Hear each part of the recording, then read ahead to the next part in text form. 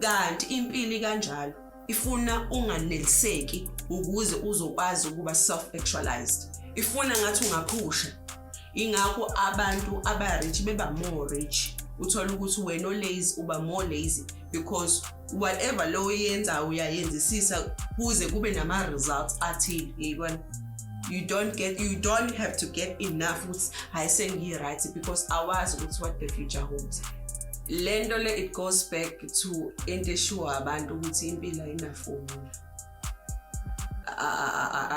Ukuthi nje umushade una 15 uyolasta emshadweni ngoba uqala ukwazana nomkhwenyana wakho emshadweni. Omunye athi ayi umusu ushade unezingane ezu2 angeke ulaste ngoba ngeke uthande emzini. Yebo, kunezinto eziningi eshiwa abantu kodwa uthola ukuthi uma sekwenzeka izinto uthola ukuthi it turns out ukuthi vele emshadweni ubaba ubengeka amnikeze umama izingane, so lezi izingane seziyiblessing kulomuzi.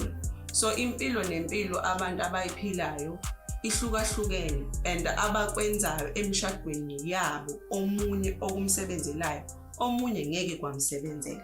I think it is very, very important for us as humans to understand ukuthi under the sun there are things we plan and execute successfully, and there are things also other people plan bese zi-affecta thina indirect.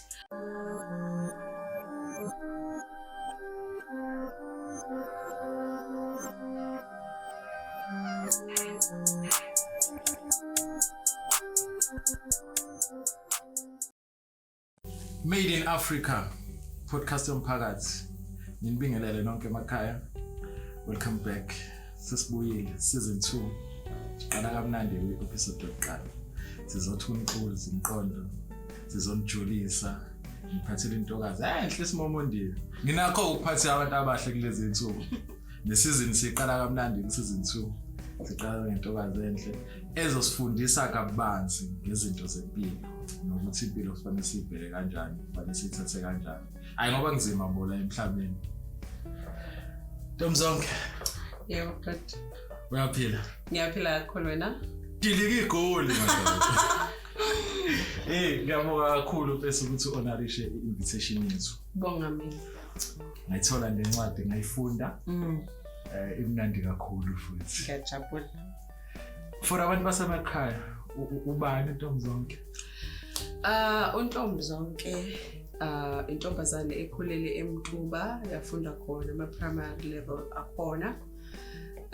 uNtombizonke ubese yakhula ke wase wahlala ePort and 40 nabazali bakhe, kodwa uNtombizonke intombazane ekhuliswe ugogo wayo ozala umama wayo.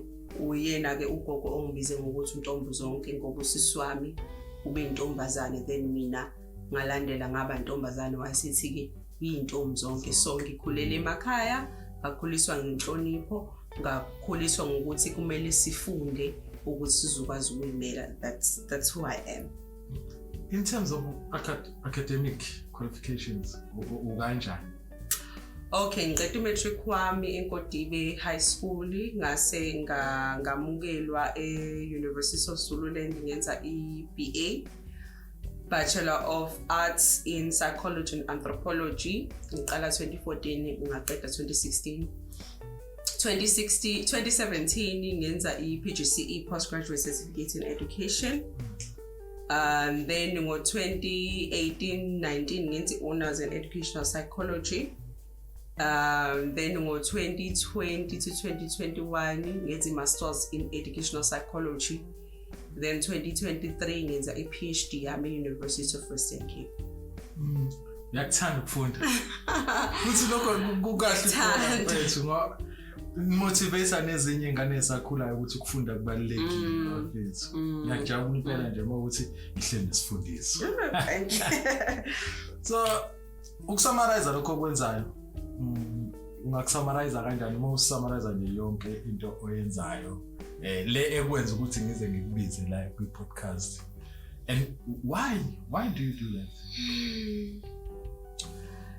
Summarize what I'm doing for a living, or to summarize what I do every day. Every day. I wake up each and every day and be motivated, and also I want to inspire other people by living my life to the fullest. Ngokuba ngibe happy person, goal driven. Ngokuthi ngizazi ukuthi ngubani, ngisebenzisa ama skills ami, like to write something to motivate others, whether on a status WhatsApp or on Facebook, and I write my thoughts as books. And also for a living, I talk with people because I'm a psychologist by profession. I specialize with kids and adolescents since I'm an educational psychologist. So for me, is to help the public, because now I'm in private. So I also see abantu abadala. So to just give advices, to mend the broken souls, and also to equip abanye abantu. So sometimes baneyinkinga zomshado, sometimes baneyinkinga nje empilweni, inkinga ehlukahlukene, nabantu abahlukahlukene baneyinkinga ehlukahlukene. So badinga izinto ezihlukahlukene ukuthi bakwazi ukuthi baxazulule lezo zinkinga lezo. And most of social ills are corner, it's mental health. So I'm here in the public, in the world, to help those who are in need, and I studied for it. So ngiyakusebenzisa as also nami i-source of income yami ukuthi ngikwazi ukuphila. But also I do it pro bono. I do help people without looking for anything in return. What inspires you wena ukuthi uzohamba bese uyofunda lezi zifundo psychology? Yini bese ukuthanda abantu kusukaphi vele mfethu? Engakusho ngithi before I started loving people and helping people, I became a child of God. So umntwana kaNkulunkulu banalento lokuthi you want to bring a change, because uNkulunkulu ukusizile nawe wakwenza wabona impilo ngenye indlela. So beside ukufundela vele ngangifisa ukuthi uma kuthiwa sengiyafunda noma ngabe kuthiwa ngifundele ini kuba i-pilot, I want to go back to the community and help. So ama studies ami ngawa-align from BA ngenze PGCE, from PGCE ngenze honors, because it's a requirement for ukuba psychologist i-masters. So I ended up doing i-masters ukuze ngizokwazi ukuthi ngiyokwazi ukusiza abantu professionally beside ukuthi ngibasiza with the heart and the passion. Kuba mnandi kakhulu futhi uma uwenza into oyithandayo ugcina ungezwe ukuthi hayi usemsebenzini, kuba sengathi nje hayi kuyaflow. Uthe umntwana okhulisa ugogo, kukhona iGogo Foundation ayitshalile kuwe. Iziphi lezo zinto oshoyo nje ukuthi yazi ugogo namanje futhi usayisebenzisa ezatshala ugogo? Ugogo kakhulu nje ngisho ukuthi usikhulise ngokuthi awungavelaphi. Yabo amakhethina yawashwa. Uma ebuye edrobheni hlezi phansi nizosukuma nibuka ukuthi niqoqani. Ngisho kuthiwa into clean na niyibona iclean, yena uzobona ukuthi ayikho clean noma yenzeka kahle. Ekseni njalo kuyavuka kuphunyele egcekeni kuyahala, nangakusasa ngoba kwakunezihlahla. So lokho ngicabanga ukuthi kungenze ngaba nalento ukuthi ngiyaququmezeleka each and every day to do something, and also ngibe nomfutho mangenza into, noma mangenza into ngiyenzisise ngoba ugogo umoya wawasha nje into emhlophe wasala ngathi cream uyayiphina qalisa phansi, uyayibo. So I would say lozo zinto lezo ngasikhathi sakhula sasibona ngazi ukuthi uyasihlukumeza, uyabo, uyini anganeliseki, uyayibo. Kanti impilo kanjalo ifuna unganeliseki ukuze uzokwazi ukuba self-actualized, ifuna ngathi ungaphusha. Ingakho abantu aba-rich beba more rich, uthola ukuthi wena olazy uba more lazy, because whatever lo yenza uyayenzisisa kuze kube nama results athile. Yabona, you don't have to get enough ukuthi I say right, because awazi ukuthi what the future holds. You have to make sure ukuthi today ngiyenza 5,000, kusasa ngiyayi-challenge ukuthi ngiyenza 10,000, because impilo kumele kube ukuthi kune growth eyenzakalayo. each and every day. Ilento abantu abahlale bekhala ngayo le bayibiza ngani comfort zone ukuthi once wafika kwi comfort zone iyona into ekulimaza kakhulu ngoba awubusafuni ukukhula shuthi enye direction ukushona phansi. Yebo. Ngikuzwe ekhathi uwenza i-intro yakho ukhuluma nangakho ukuthi uyabasiza nabantu abasemshadweni noma kanjani. Ngizoyifaka lento ngoba ingenze ngakhumbula amanye ama-scenarios esike sawabanga sikhuluma uyabona thina masikhuluma sinolova sinakho ukubanga ukuthi okay mina futhi ngiyathanda ukubheka eceleni ukuthi bonke bashona ngibhekeli. So sike sayibanga lento leyo ukuthi umuntu mayizoshada especially abantu besifazane bahlaliswa phansi kuthiwa behlale nomama kuthiwa hayi yabona nje ngoba usemshadweni kufanele ubekezele. Yes, ngifuna sikhulume ngalelo gama lokubekezela ukuthi ukubekezela yinto okufanele ngiyenze to a certain point noma yinto okufanele ngasonke isikhathi ngikwento engiimplement yayo ukuthi nje hayi konje kwathiwa ngibekezela noma usubona ukuthi hayi akuhambi kahle emshadweni. So abantu abamistreatwayo for isikhathi eside kumele ukuthi beqhubeke bebekezele ngasonke isikhathi bebuke on the positive side noma kufanele kufike lapho ukuthi kana sengi right. Thank you for that question. It's very deep because abanye abantu imishado eminingi yabo isavwe ukuthi babekezelela izinto abanye abantu abangeke babekezelele. So lento le it goes back to into esure abantu ukuthi impilo ayinafomula. Ukuthi nje umushade una 15 uyolasta emshadweni ngoba uqala ukwazana nomkhwenyana wakho emshadweni. Omunye athi ayi umusu ushade unezingane ezu2 angeke ulaste ngoba ngeke uthandwe emzini. Yebo, kunezinto eziningi eshiwa abantu kodwa uthola ukuthi uma sekwenzeka izinto uthola ukuthi it turns out ukuthi vele emshadweni ubaba ubengeka amnikeze umama izingane. So lezi izingane seziyiblessing kulomuzi lo. So impilo nempilo abantu abayiphilayo ihlukahlukene and abakwenzayo emshadweni yabo omunye okumsebenzelayo omunye ngeke kwamsebenzela. So lento yokubekezela it goes to that also ukuthi omunye umuntu angabekezela umyeni wakhe ezalisa ngaphandle athathe lezo ngane aqhubeka abekezele because ubuka ukuthi vele mangaphuma la iyiphi enye indoda engingayithola engangiphatha kahle engazenzi lezi zinto umyeni wami azenza ngoba inezimathe mhlambe eqegelwe isimilo kodwa uthola ukuthi uyondla. So ngibekezela ngoba there's a positive side out of this and kukhona enye into engibenefitayo mina njengomama nezingane zami futhi ezizoyibenefit uma ngayithatha lezi ngane ngiyoyinika omunye ubaba ngeke nayirape ngeke nayihlukumeze. So angeke ngicreate enye inkinga phezulu kwenye inkinga esiyenzekile bese kuba khona umuntu oshaywayo uyagula uyahlukunyezwa akanikwa mali bese kuthiwa akabekezela.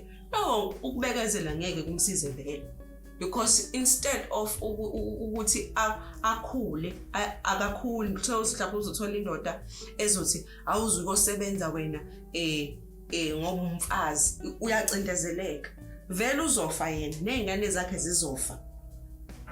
Out of ukubekezela kwakhe there's nothing good that can be an outcome. So ikanjalo nje impilo beside imshado nje empilweni uyayibona into that you can fight for egcineni iyide ama good result. Uyayibona into ukuthi hayila ayikho noma ngingalwa ayikho into engizoyizuza egcineni. So you choose your fights as a person ukuthi if I fight for this ngiyasizakala while ngisafight noma ngoba ngilwa I exhaust myself, I exhaust my resources, I exhaust everything. Instead of gaining something. One, dignity. is very, very important. Muzohamba ushintsha ama-partners in the name of happiness. Uzozuqeda abantu abawu-50. Ngoba nalo naye kuzoba nakho azokwenza uzomshiya. Uyena lo umshiya. Isithunzi nje sakho. Akuzukukhanda lokho mhlawumbe ukuthi ngasonke isikhathi bese kuba nento ezoba sengathi stereotype ukuthi vele amadoda ayahlupha so sekufanele uhlale ngisho ngoba uyazi ukuthi if ngimuva la vele ngizoya kwenye indoda iyahlupha akuzukukhanda leyo nto ukuthi ugcine nawe usuhleli la uhlaliswa ukuthi vele mangisuka la ngiya kwenye indoda ngoba ihlupha yini ayikho into engenzeka ukuthi kwawona lawo madoda lawo ke singabi amadoda okwaziyo ukuthi siyahlupha kube khona ukuthi yabona ngoba kunje mangase kuthiwa ngiyasuka la ngizoyithola mina indoda ezoba right akukuphi kusekukhulisweni kwabantu besilisa noma kuyinto mhlambe ukuthi nje vele ikhandiwe ukuthi thina sinje hayi mina nginjalo.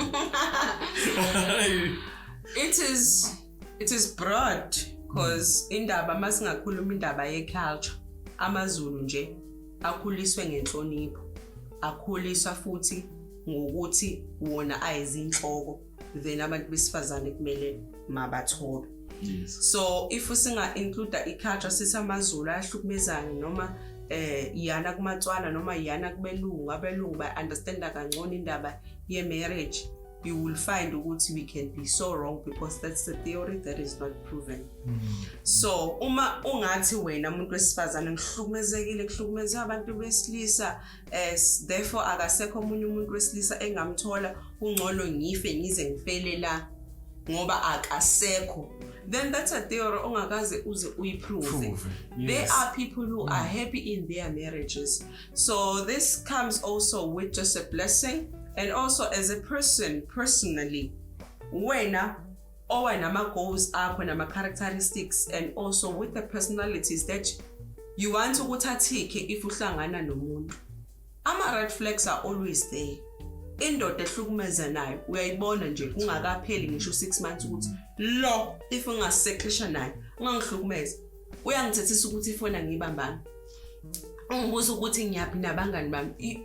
Zonke lezo zinto that does not make sense kumina vele already sengibonisile ukuthi siya clash, then a clashing kwama ideas ethu nama lifestyles ethu, it will end up being very abusive at the end of the day. It will be emotional, it will be verbal, it will be physical at the end of the day. Uyambona umuntu bese uyamuzwa futhi umuntu okhuliswe ngendlela ukuthi umuntu wesifazane awumhlukumezi, uyamvumela nje aphile impilo afisa ukuyiphila bese wena uyamfaka emqondweni wena okuwo. Uma engangeni then kungabe ukuthi niyacommit, because commitment is a big decision, ishintsha everything. I-religion yakho indlela wena ubuphila ngayo manje seniwumuntu oyedwa, law representa law representa law. So that is why it is very important before people back commit to go a pre-counseling and post, cause usongenile uyadinga ukukhanselishwa usungenile ungakangeni uyadinga ukukhanselishwa ukuthi uzongena kwini ke manje. Ingakho sidinga i-wisdom from all people, from experienced people bazosazisa ukuthi kwenziwa nje nake. Umindoda ifika ngo-11 uyayifuthumezela ukudla i-culture yethu, but i-lifestyle thina siyiphilayo like hathi ubaba like mama uma ngifika ngo-11 ulele ngizoyifuthumezela ukudla. Uyayibona ukuthi nina choose this and it works for you, but there's a wisdom also eqhamuka from old people and experienced people abayitshene umama wakwakho kube umu othi sithandwa sami mina ngifuna kube kanje, but usubonile ukuthi this woman knows how to be a woman or to be a wife. Kuthina ke esihlula ukuyicommit ngoba nabo akufanele siba exclude labantu abahlula ukuyicommit ngoba angikhulumi futhi ngalaba abathi mabehlula ukuyicommita hayi ngoba bezama abangazami. Khona abantu uthola ukuthi vele akazami uthi mayifaka la ebelunguza ngaba yabo bakhona abantu abanjalo kodwa bese kuba khona laba abathi mase beyicommita kube khona laba abaphazamiseka khona kube khona izinto eziba zinkingi thola ukuthi uma kuba ne-stumbling block uyahluleka ukudlula kusona ngizowenza example ngami mina ngiyicommit nje ukuthi hayi ngizojima ke yabo nje ngoba ngingenisa manje ngizojima kukhona mhlawumbe ngisajime mhlawumbe ngisajima isonto elilodwa mangicalculate kodwa kade sama yaqala so uthini kulabo bantu mfethu ukuthi bekwazi ukuthi i-commitment ibaluleke kangakanani? Okay, first of all, I think you know as a person ukuthi iziphi izinto ezikuphazamisayo wena uma ufuna ukwenza something. Connectly khaya. Akekho omunye umuntu ongakwazi ukukwazi lokho ngaphandle kwakho. So it is very, very important to acknowledge and also to know when a personally what are the things ezingama triggers akho or what are the things that disturbs you when you want to do something. Omunye uma efuna ukufunda uthola ukuthi udisturb uWhatsApp.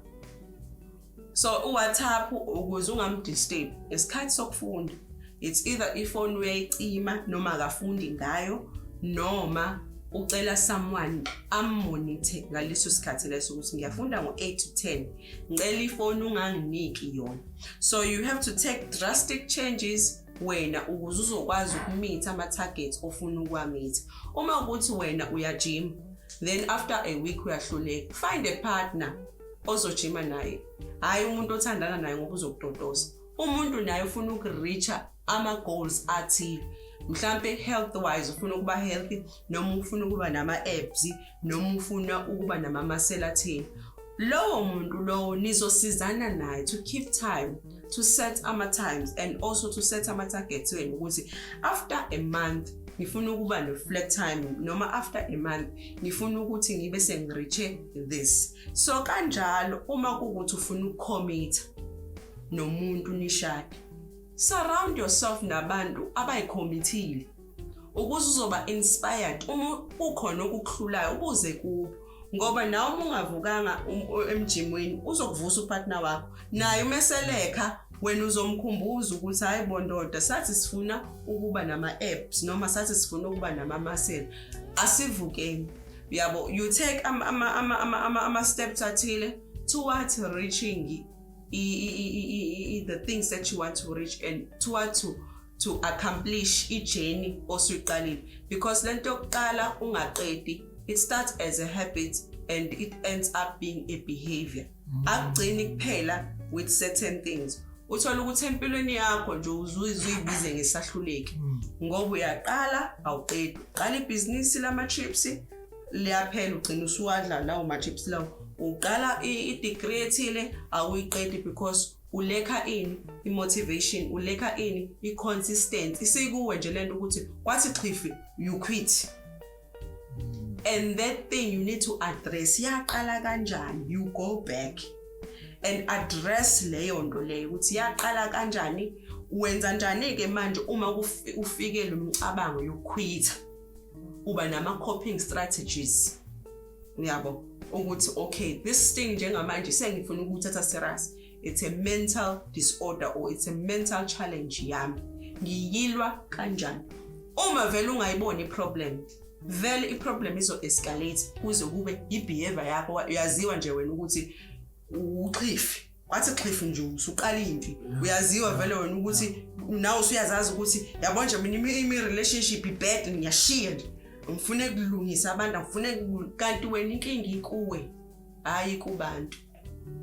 So self discipline kahle kahle exactly mina nje ifika kanjalo uyakhumbula before ama camera roll ngeke ngathi ngicela ukuthi ungikhanselishe ukhona lo mbuzo bethu ukuthi lo ukuthi how do we confront a crisis eyenzeka empilweni zethu kodwa singenayo icontrol yayo.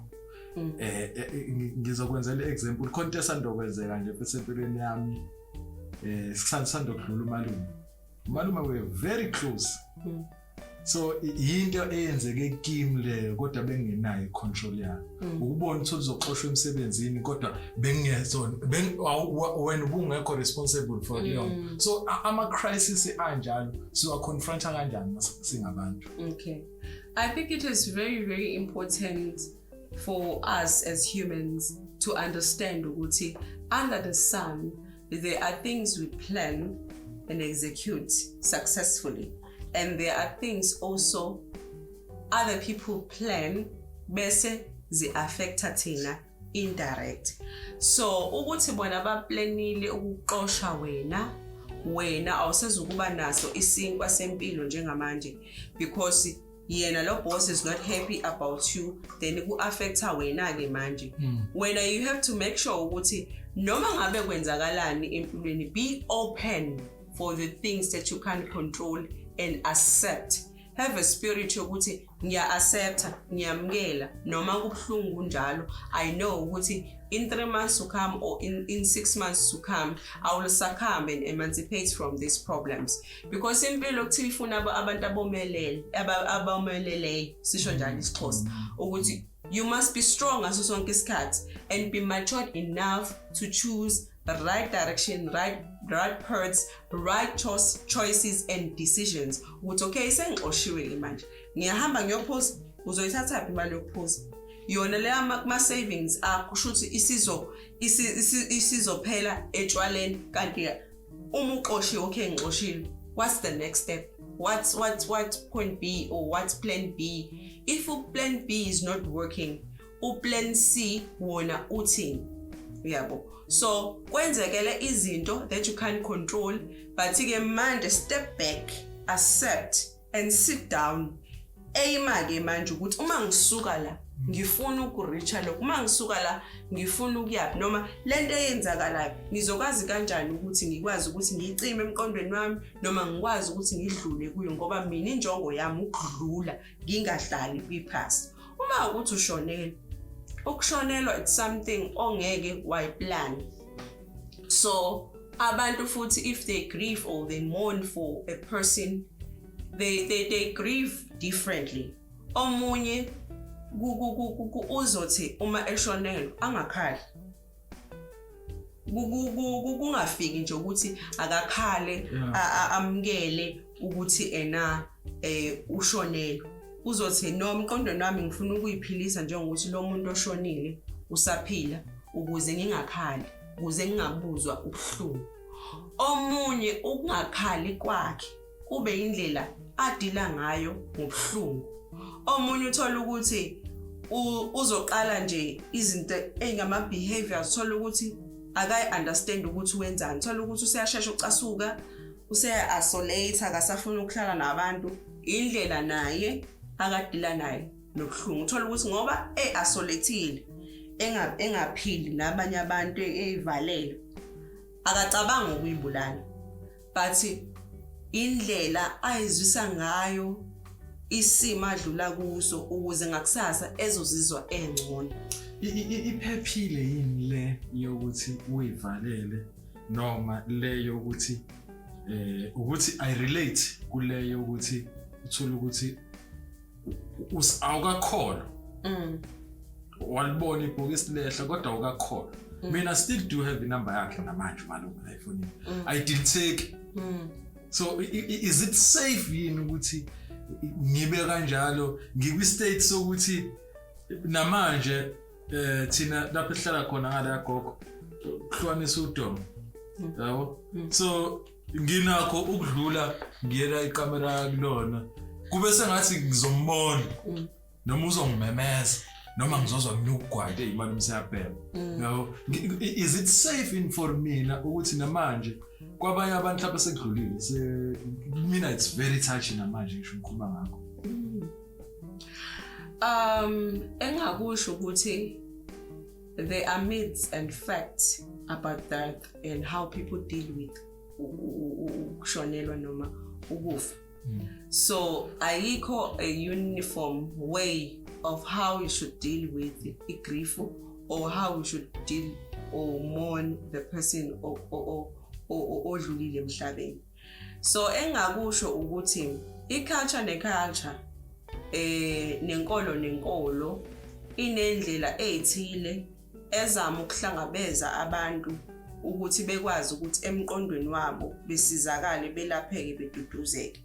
Ingakho uma umuntu eshonile abazalwane baye bafike bezocula ngoba bakholelwa ekuthenini umculo uyamduduza odangeleyo.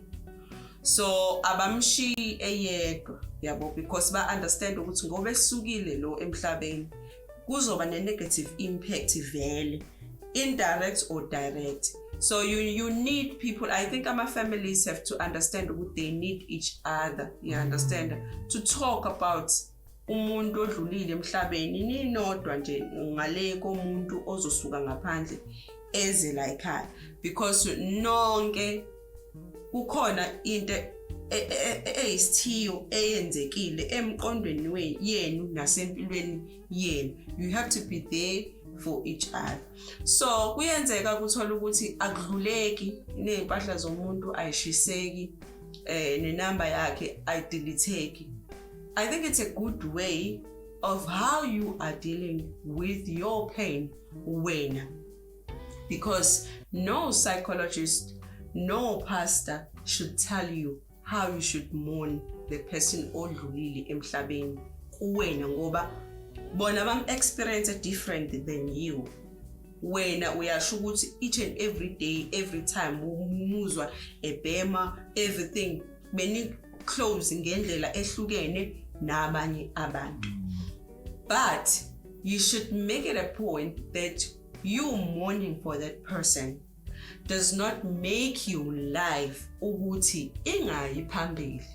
Yabo awukuthathe njengokuthi ubengaba happy yini ukungibona ngenza lento engiyenzayo manje njengoba ngikhala kakhulu kangaka ngazuthi manje impilo ke ayisezukuya phambili. Yabo uyabona ngoba uwenza nje ama podcast mhlawumbe ukuba ubengangena bengajabula.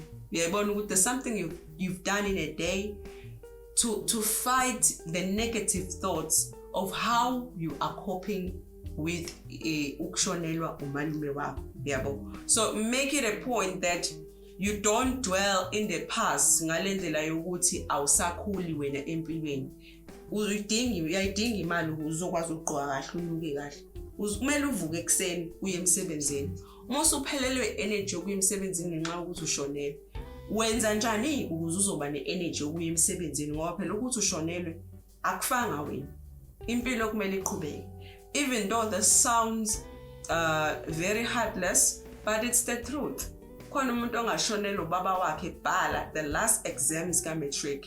Ama-markers le awazi ukuthi lo ubeshonela ubaba ngalesi sikhathi ebhala. So uma uzobhala uqede, uma sekubuya ama-results bese uya esikoleni uyofunda ube udokotela, uyokhumbula ukuthi ngesikhathi ngishonelwe angikuthathanga ukushonela kwami kwaba i-stumbling block yokuthi impilo yami ingayiphambili.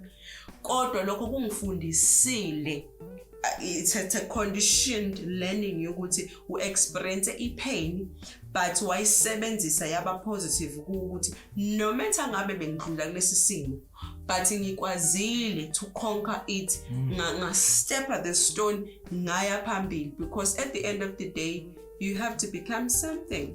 Impilo izokufuna ukuthi what are you producing? Yebo ushonelwe, yebo kwenzekile lokho, uwenzani ke after? Uzokhala forever. Yeah, wangikhumbuza ubalo baba lona TD Jakes angithi. Yeah, that's TD. Khona engangabe uclicknyana engangiyibuka ekhuluma ngakho kufa nokuthi ubokwazi ukuthi wayekhuluma ngabantu lento yokuthi umudina lokuthi hayi uncikisela abantu ngokuthi hayi yabona njengoba nenza ngizoyibulala. Ubokwazi ukuthi ngoba uthi uzoyibulala nje impilo zabe eziqhubeka. Emngcwabeni wakho nje ngoba sebedla ukudla bobe seplant abazoyenza ngakusasa. So nami ungibeka leso sithombe. Kodwa ke on the lighter note bafethu siphume endaweni zokufa ikeke yathusa yena na incwadi owehlukile, the different one.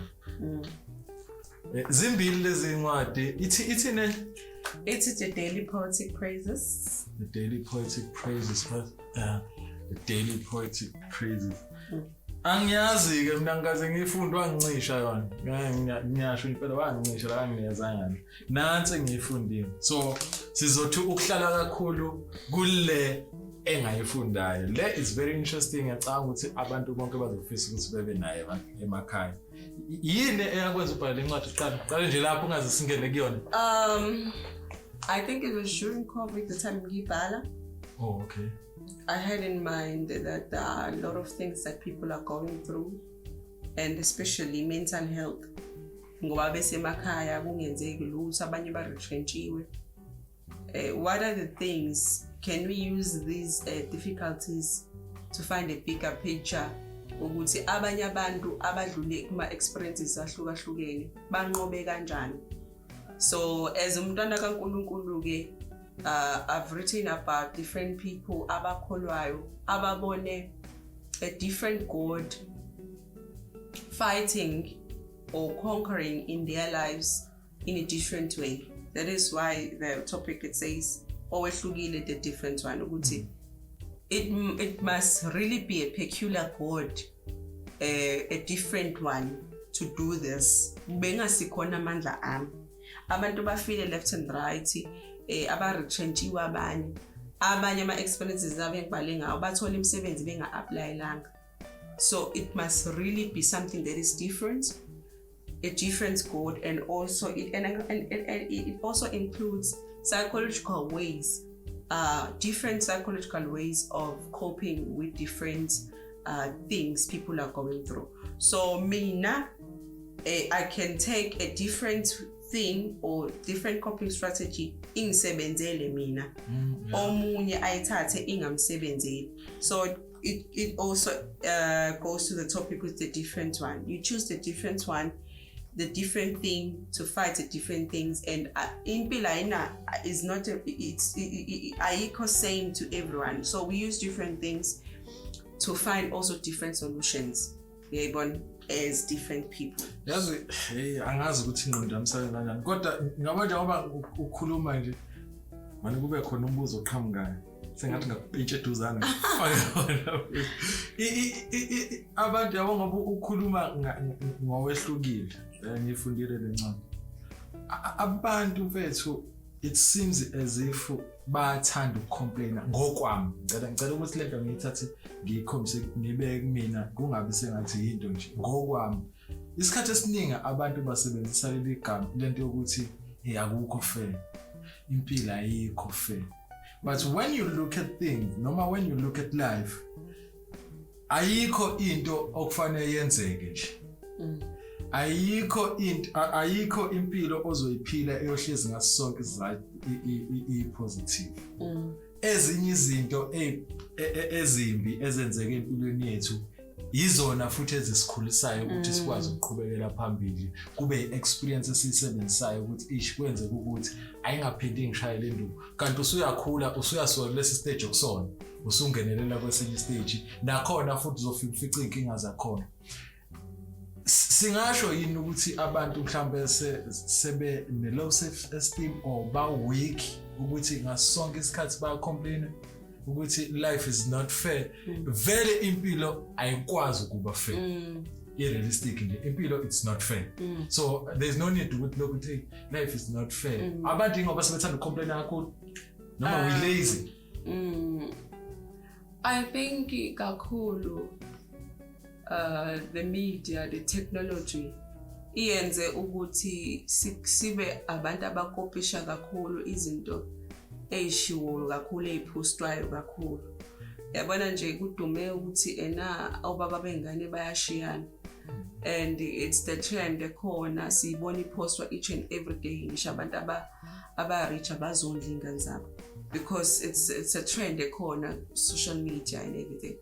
So ucomplainer nokugxekana nokubulishana, those are the things that are happening on a social media, and people, they take it as a culture, they take it as a way of living their lifestyles, and also the statements that they always proclaiming in their lives.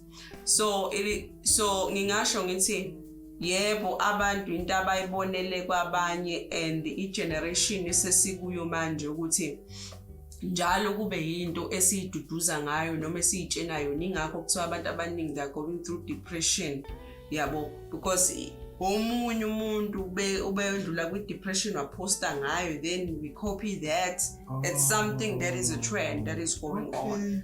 So I would say this thing of life is unfair to the generation esikuyo into vele nayo trenda njengakho lokho. Yes, because you will find ukuthi abantu kudala ubezothi hayi umuntu thina sasilala singadlili lento yena yokuyibulala siyiqala manje yabo lento yena ukuthi manje sekumele nidayise ngemzimba yenu ukuze ngoba nithi nihluphekile siyiqala manje noma yayikhona kuqala yayingasabalalile kangako because there's power on the things that are being posted on social media. So it fits to the spirits of people who are reading. It fits to the mind of people also who are reading. So I would say abantu abasafuna ukuba strong manje ethi umuntu I am strong. Cha, umuntu kumele akhale ukuze ezofita in. So instead ukuthi umuntu ebe strong elwe lempi le afana ngabe yali once uzofita in. Yeah. Kune chapter, it's chapter 4. Chapter 4. It's very interesting. Chapter 4. Ikhuluma ngani ama core values. Kuma core values awusiqala usichazele nje ngama core values ukuthi let's talk about them. Ukuthi ama core values. What are the core values? Why are they so important in empilweni zethu? My core values ayafana nama guidelines empilo nje that encompasses you. Encompass ukuthi yana e-west, yana e-south, yana e-north. And also I would say they become a necklace to you that you are so very important in life not to lose because they define you. They give you your self-concept and your self-identity as well. Ukuthi wena ungubani ukholelwa kwini futhi based also the culture, based also on their religion. Ukuthi these are the things no matter what happens but I will cling with them or I will cling to them ukuze ngizokwazi ukuthi out of all the turmoils empilo, out of all the fire I can go through kodwa ngizosala ngimile nazo. So I would say the guidelines of impilo, they are the core beliefs of impilo that sustains you forever for life. Ngizothanda futhi sithi ukuthi go through them.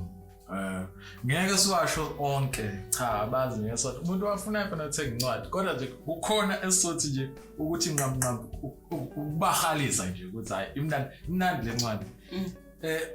Eyokuqala vele ukhuluma nge-character. It refers to the sum of the characteristics possessed by a person. So if we can elaborate ukuthi i-character yomuntu isiza kanjani ukuthi sesiqala manje ke sesibhekana nesimo esinzima ngoba ngiyathamba ukuthi sikhulume lento siyenze ibe isimo esinzima ibe isimo esimnandi ngoba i-character yomuntu yakhona ukuyibona futhi mase kumnandi ukuthi hawu kanti kanti lo ngathola imali wenza nje yabo. So i-character yomuntu usi-identify kanjani sikwazi uma kusengizimeni yiziphi lezi zinto lezi esingakwazi ukubona ngazo okay nayi character yomuntu ifane ibe njani vele uma ukuthi nje kunzima yiziphi izinto ofanele uzenze vele.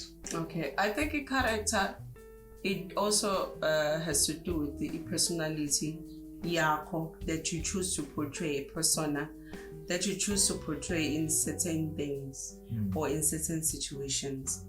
So a character, it encompasses with also characteristics that you as a person build, because I believe ukuthi i-character awuzalwa nayo but uyayakha ngenxa yezinto ozenzayo nangezinto futhi oyishoyo uma kwenzeka izinto ezithile.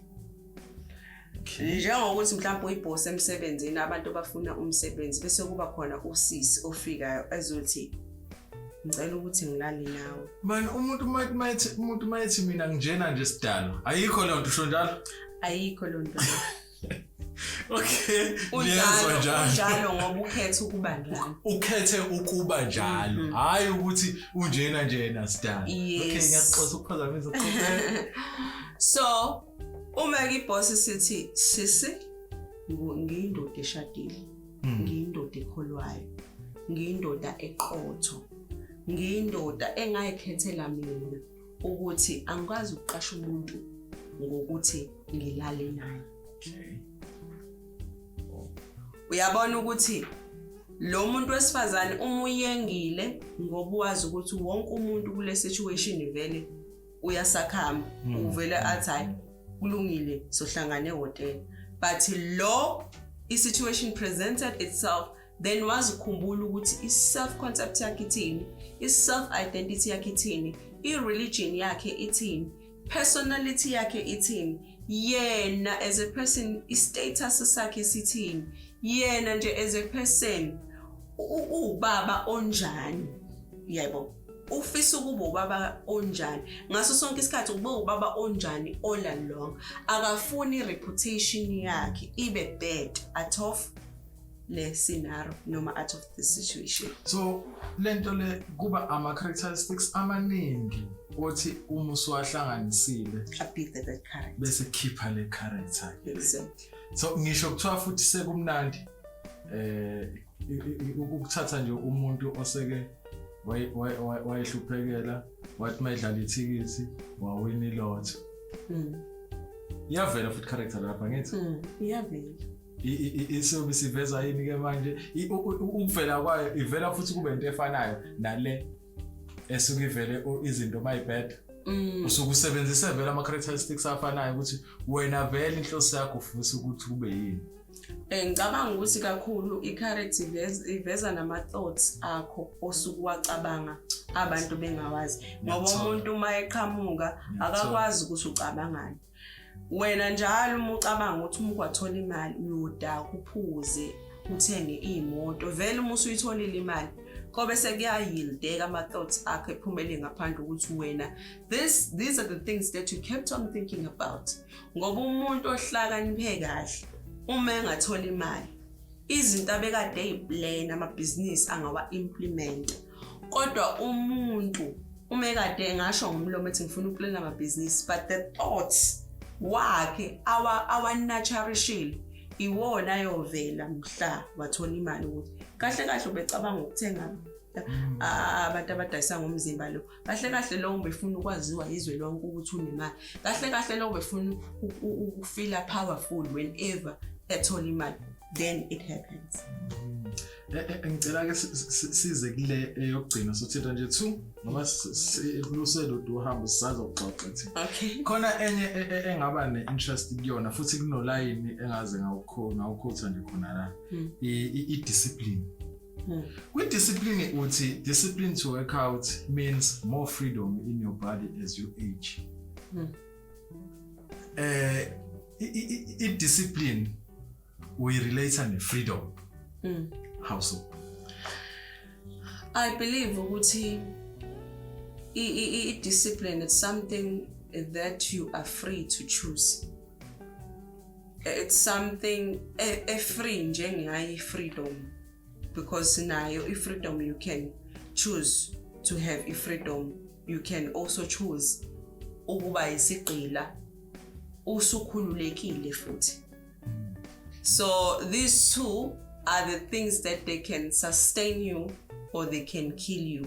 They can mold you and they can also damage you. So if you have freedom kakhulu ungenayo i-discipline uzofa prematurely because uzodaka uphuza ubheme ngoba une freedom but awazi ukuthi no ngaphuza but i-amount of ukuphuza kwami kumele ngifake i-discipline yokuthi angikwazi phela ukuqeda amabhodlela awu-8 nge-hour. Vele lapho ngizoba nama-heart problems ngizoba nama-brain problems, ngizoba nenkinga yamehlo, ngizoba nenkinga ye-body shape, ngizoba ney'nkinga zezinso ngoba ngiphuza ivodka ngathi ngakusasa ngeke ibe bikho. Therefore you won't age lapho, you will die before time. Yabo, there are things ongeke uzukwazi ukuzenza because ube ne-freedom eningi but walekhi discipline.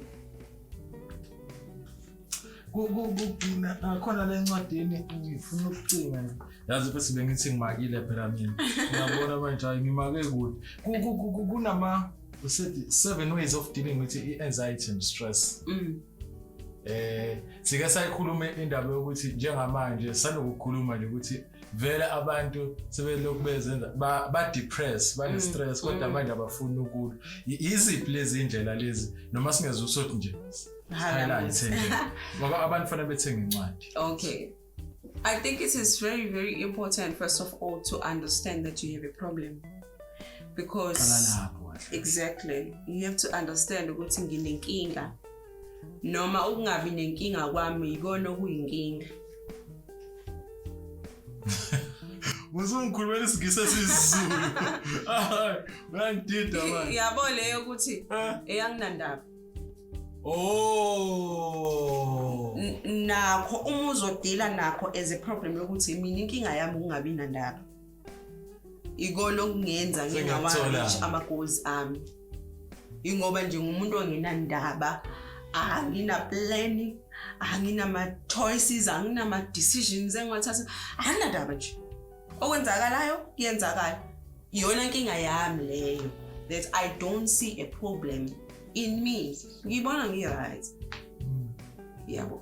So once you realize ukuthi okay, I see a problem, and manje it's either you deal with the problem physically, ukuthi okay ngizo exercise ukuze ngizoba ne-energy yokuqhubeka ngenza izinto ebekade ngizenza before, noma ngizokwazi ukuthi ngiclean ngikhwishizele each and every day. I use just natural resources ukuthi ngikwazi ukuthi ngidile nama-problems ami.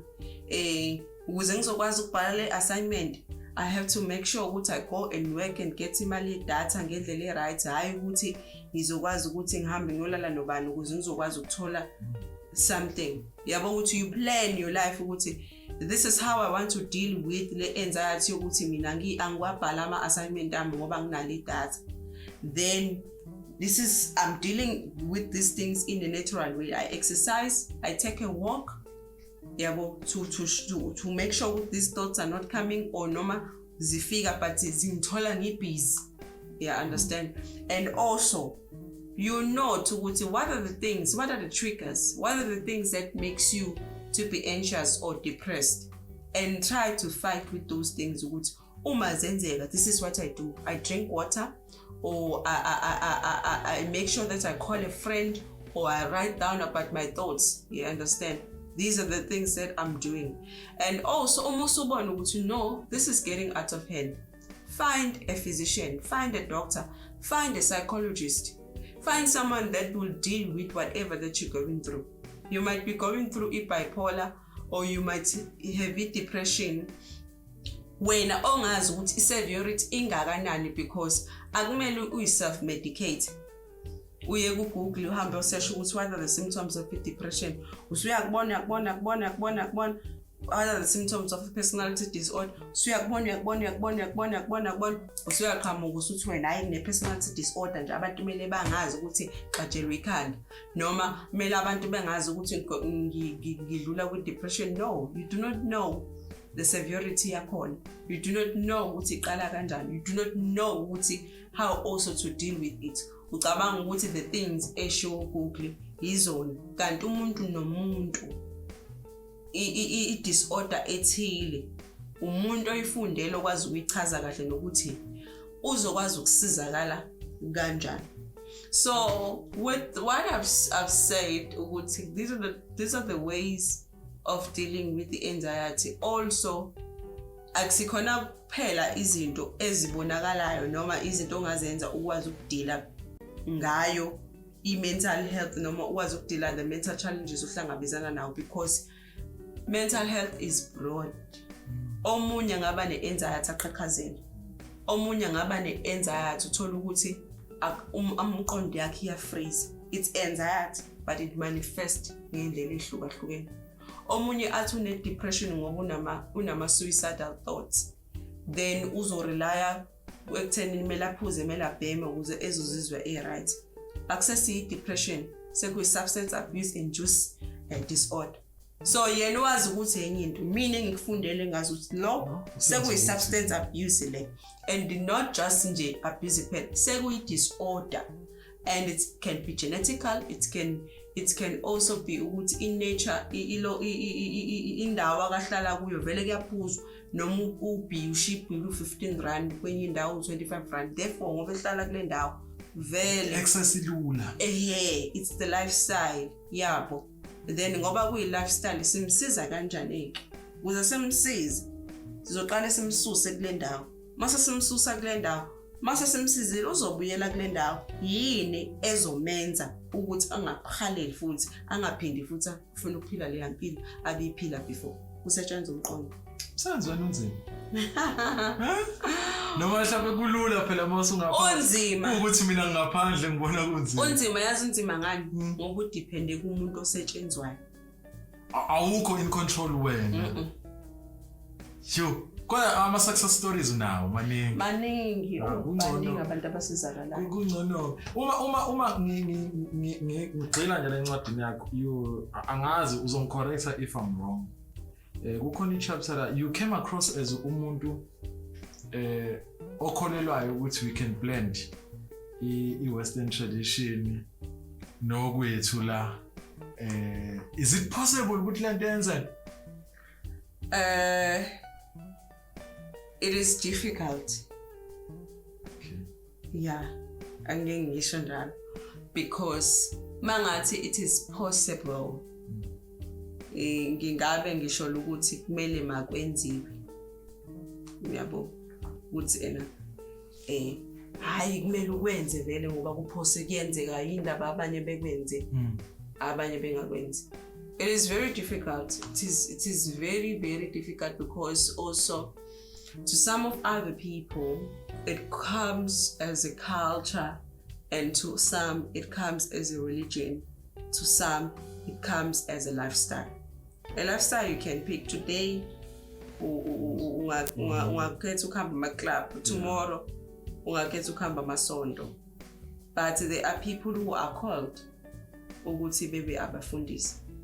Noma ngabe kuthiwa usisesontweni usese-groove kovele qhamuka abantu beshayela isign yokuthi afuze ngabe wena la.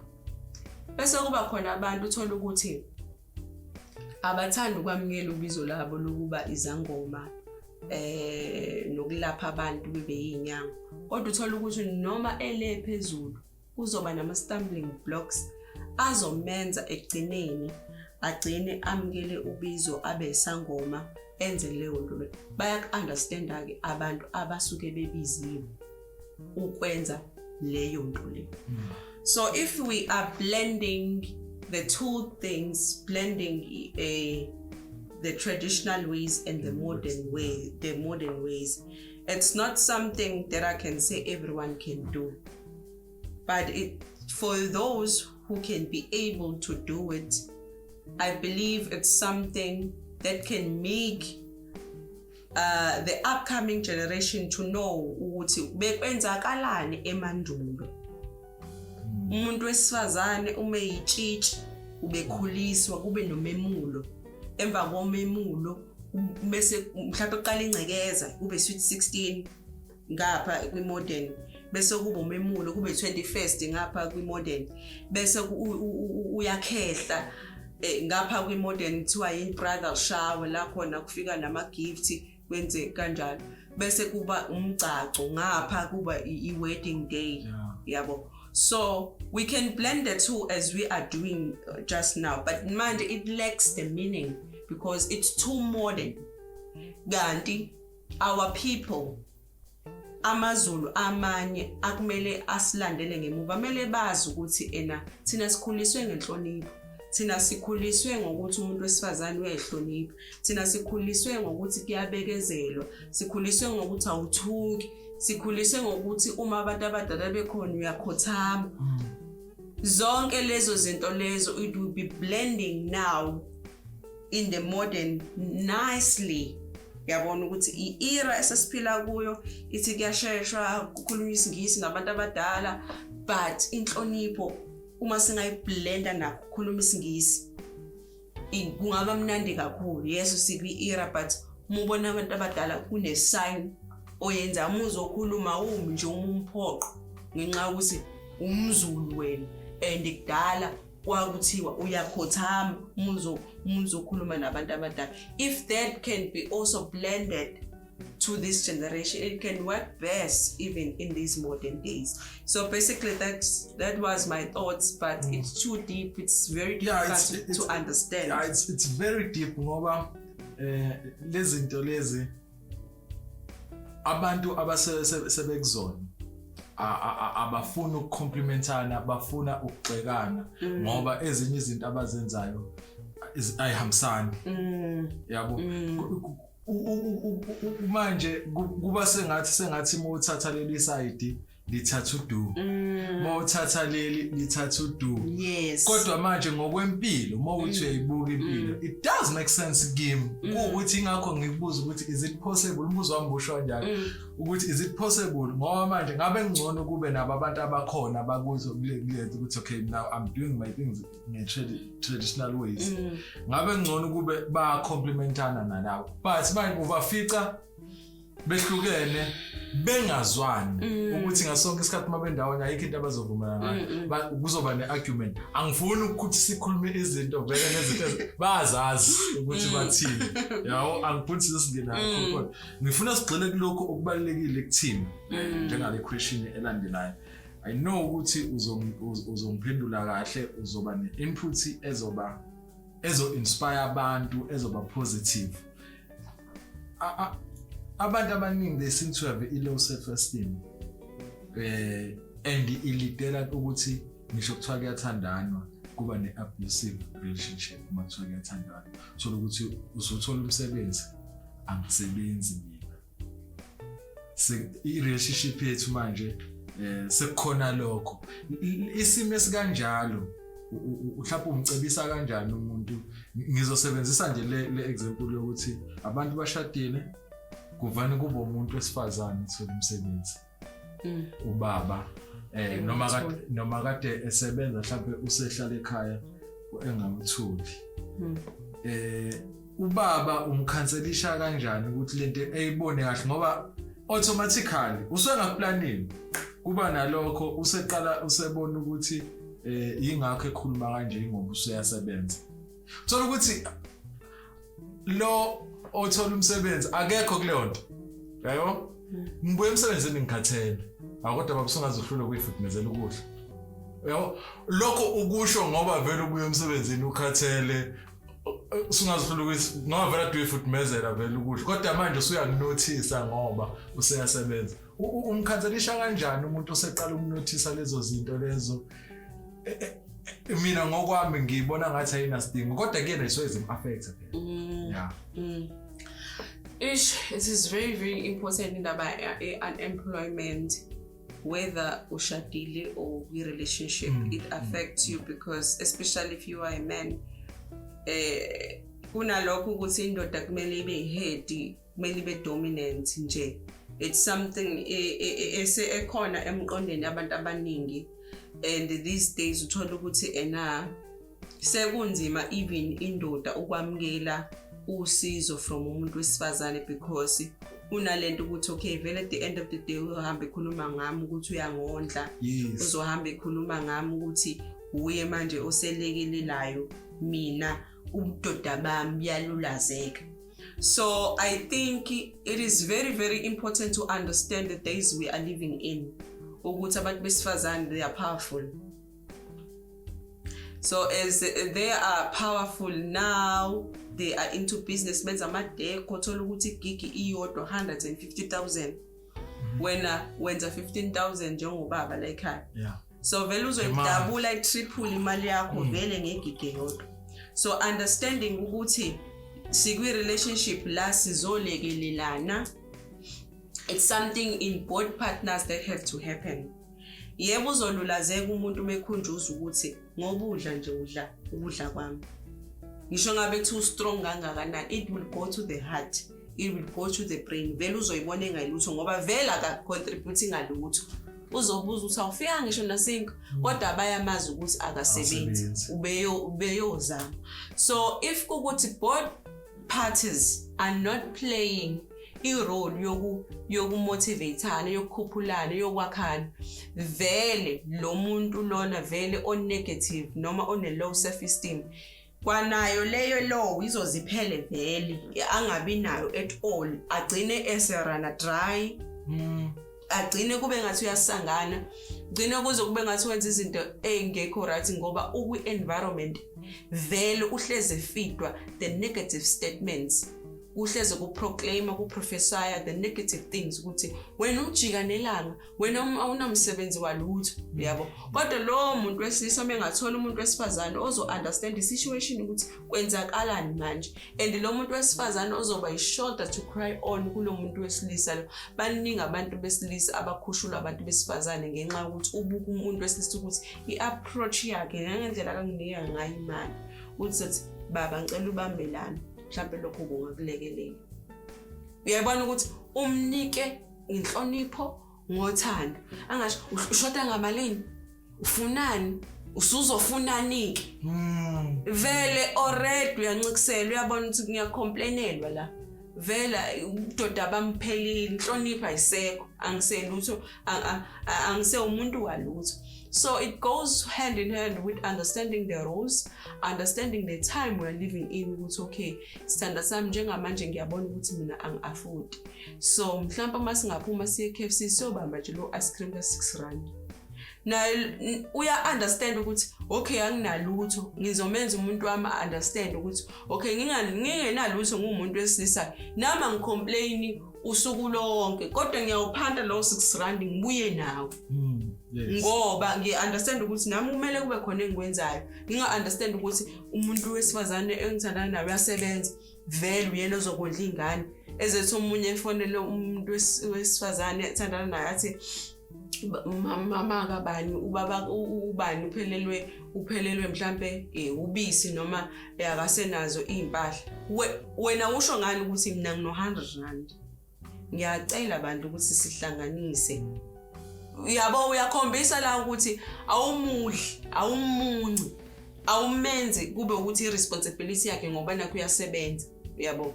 Kodwa manje nawe you are here, emotionally you are here. Uyakhombisa ukuthi ayingizamile ukwenza ukuthi it didn't work out. Uyakhombisa ukuthi awumgqilazi, awumunca, awumfuni ukumenza isigqila, but niya understandana. Inama dynamics amaningi unemployment and also kuma relationship ne low self esteem, because nawe wena on a self esteem right ngenxa ukuthi uyamunca kakhulu njalo umuntu wakhe ukukhulumisela ngoba nakho kufanele kuphume imali uzokhathala. Uzoqala manje ukuthi noma ubuzama nkosami ukuthi no, I don't want to see this as how it should be. Ngizama umuntu wami kumkhuphula, ngimthengele ama-Nike, ngimthengele ini, but awukwazi ukusiza umuntu ongafuni ukusizwa. Yabo, uyothatha ama-Nike akho ahambe uyobona ezinye intombi ngawo. Ngoba akekho la kwi-building ufuna ukufeza ezinye inhloso ngawo. Ngiyakuzwa. Yazi kukhona enye video ade ngibuka nje ku TikTok. Asayivala manje. Ade ngibuka nje ku TikTok eka Trevor Noah. Shothi be interview no manje Anele Mdod ku 94.7. Utrevor Noah lapho usho something interesting kodwa bayibanga ukuthi no Anele yokuthi kufanele ukubaleka kokuplanela ama worst case scenario ukuthi njengoba sizowenza le podcast bengenza kungafiki so lokho ngiyiplanela. Okay, uthini uAnele uthi lokho akukhona ukuthi ucabanga negative ukuthi wena ama thoughts akho are negative. So nami ngicine ngingazi ukuthi ubani ngoba naye uyayichaza uTrevor no ukuthi lokho kukwenza ukuthi ungaphatheki kabi ngoba vele ubukulindele. You were expecting that ukuthi ngeke uze kwena it might not happen ukuthi efike uzonke kwi podcast. So bongafikanga hayi ku right, it's fine, vele ingqondo yami bese ngilokhu bese ngikhandile. Kodwa naye for argument's sake naye uanele mayithi shuthi ngasonke isikhathi uma ucabanga izinto ngisho plan izinto you plan with a negative thought. So ngiyazi ukuthi ngiyakusurprise ngalombuzo kodwa uthini wena ngoba nami ungishiye nje ngingabalansile kahle. Engakusho ngithi kubalekile ukuziprepare for anything that might come out. But ama negative thoughts asikwazi ukuwezwa ungawakhulumanga wena.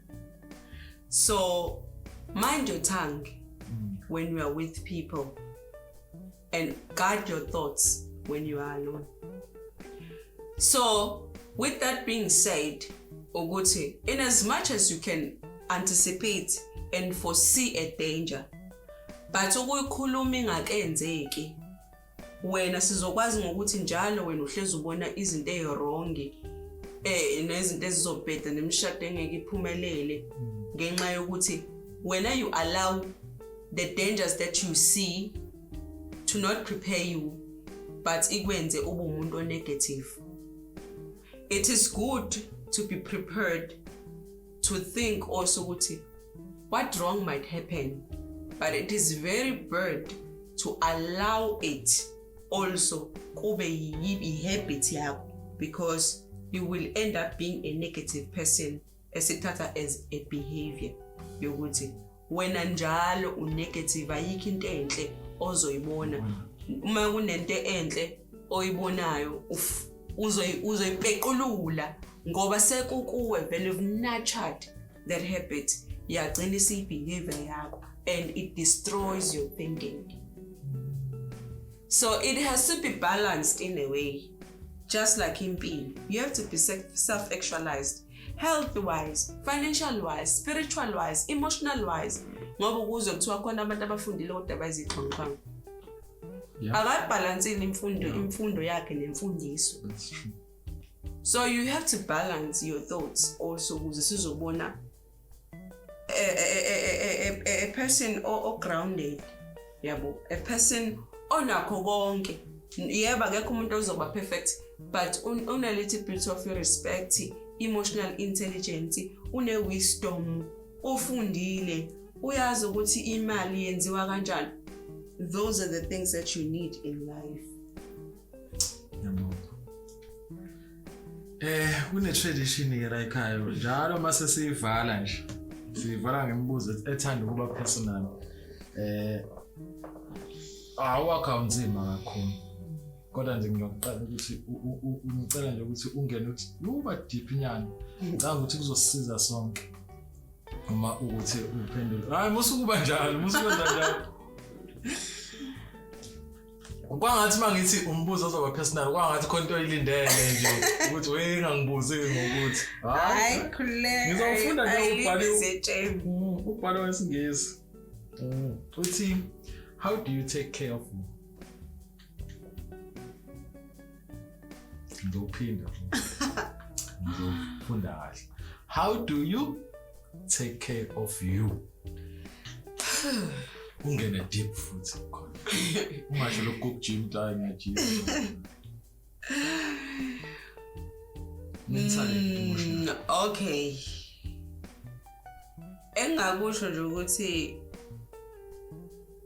izinto angiyithathi kakhulu ngendlela esuke expectwe ngayo ngaso sonke isikhathi.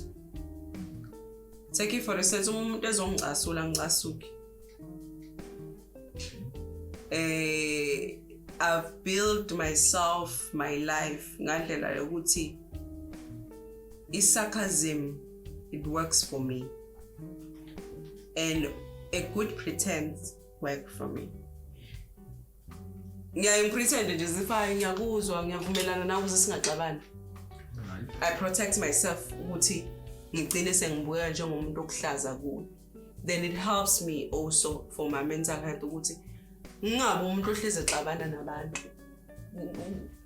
Xabana nabantu kukwenza isitha kubantu abaningi and kukuvalela izinto eziningi empilweni ungabi nje ne reputation traceable ukuthi umntwana lona okhulisekayo noma umuntu lo wesifazane obuilda abanye abantu. You understand? Ngoba ziningi ezinye izinto eziyithiyo efana ngakho ukuthi umuntu azame to misuse your kindness. Thola ukuthi umuntu uzoboleka 500 rand kumina akasabuyi. Sekumele sixabane nalona naye yabo. So I make sure ukuthi noma inini I don't fight with people.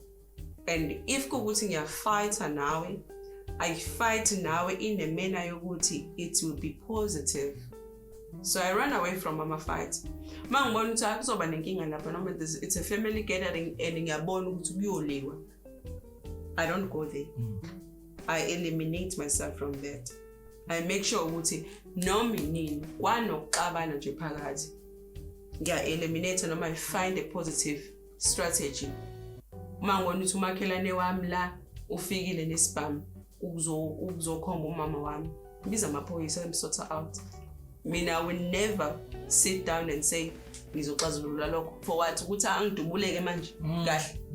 Okay. I had to find a good strategy of fighting with whatever eyenzakalayo kumina. Mawukuthi kuna professor ongafuna ukusayina i-document yami ethile ngiya kumphathi wakhe na ngithi nomphathi I stand for my rights. I make sure ukuthi I'm assertive as much as I can. If ngino boss othi akekho happy nami njalo uyangihlukumeza uma esebuza ukuthi what is the last result ukuthi ngoba wena uyilutho find another person because uma ngashona vele you can get another person. You can replace me normally. So with that being said, I take good care of myself ngaleyo ndlela bese ukuthi personally ngiyathanda nje ukuyifakela ama-nails ngiyabuza kubantu ukuthi uba ufaka inzipho ngemali cheap ngoba ngifuna ukuqeda u500 ngama-nails nje kuphela. I make sure ukuthi I have to look good, I have to smell good, I also have to dress smart. Able to represent the profession engikuyo and to represent nje mina myself uzonke ngabantu abaningi bathi uzonke laqala. I like that. It also boosts self-confidence yami. Uma ngiqhamuka ngiyazi ukuthi kusasa kwi-event engiyekuyo I will rock i-outfit yami ngazi ukuthi iyashaya ngekho omunye uzobe eqo not ukuthi ngikompete nomunye umuntu but I want to be outstanding myself. Ngifeel ukuthi no man girl alright the cup is on flick nakhona hayi ngezinto ezibizayo. I-lipstick yami 10 rand. Izipho zami ngifuna ukuzenza umuntu o-cheap ukuze na next month ngizokwazi ukuphinde ngizenze.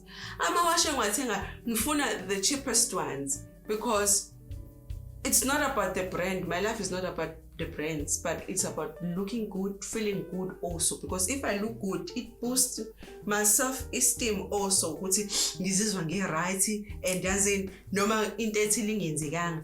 But yazi ngoba ngimuhle noma ngoba ngile interview noma ngingathathanga but yo i-dress code yami izobashiya ngiyibona nto le. It really also talks to ukuthi mina ngizinakekela kanjani as a person. Also, I think to be always wanting to be productive. Yabona mina ukunyaka abangaziyo bangazi ukuthi ngisifundise. Awukunyaka engafundi ngawo. Last year ngangenza internship ngenza PhD anthropology ongoing. This year ngayide register leya. This year ngenza PhD UWC. Next year ngobe ngiqhubeka nayo i-PhD yami. After this PhD, I want to challenge myself ukuthi ngibe outstanding, ngibe different than the person I was last year or this year early. Alright. Mangiqala unyaka ngoMarch bengisebenza eDurban. March April bengise Cape Town. Manje I'm in Joburg.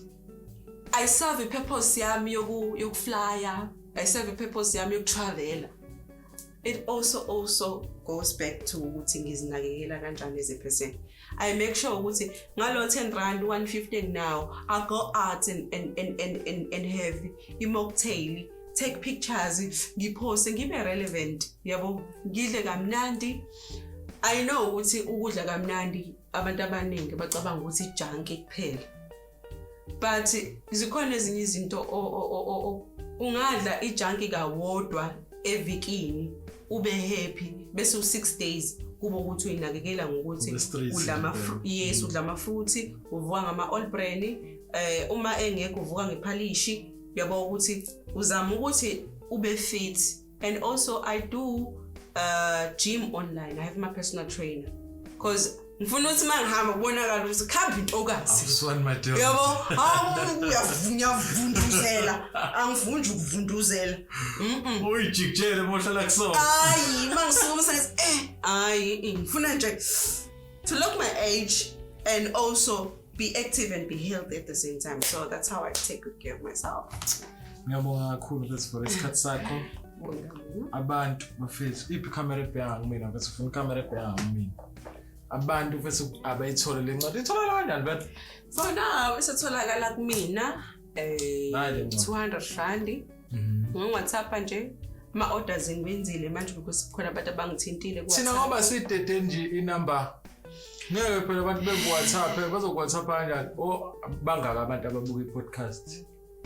Abantu bangaba baningi but it's inkinga yokuthi ukhiphe inumber yakho. Anginayo inkinga ukuthi ngikhiphe inumber yami. Mhlawumbe ngakhipha le business number than the personal number. Yeah, yenza kanjalo. But even on the books there's my personal number, there's my personal email address. Yeah.